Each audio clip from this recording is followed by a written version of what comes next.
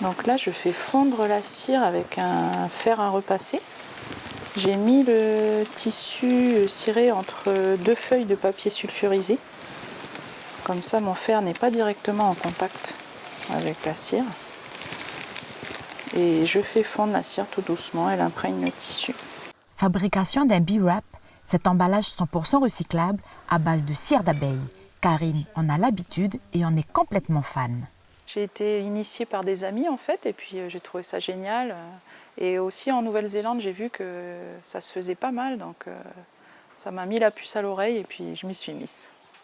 Cette institutrice de métier milite pour le changement des habitudes. Dans son frigo, fini le plastique. Le film alimentaire, le cellophane et le papier aluminium ont été remplacés par du tissu ciré. La cire, c'est antibactérien en fait, donc ça garde vraiment les aliments frais. En fait, j'ai différentes tailles, suivant je vais devoir couvrir un petit bol, un ramequin ou un grand saladier. Je vais choisir une taille qui convient. À son échelle, Karine essaye d'agir en faveur de l'environnement.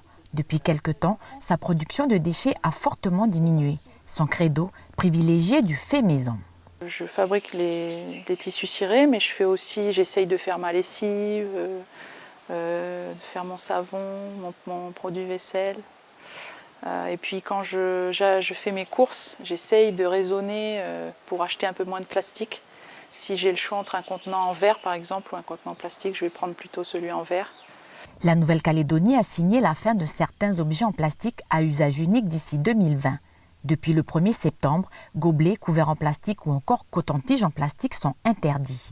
À compter du 1er mai 2020, viendra le tour des barquettes pour denrées alimentaires.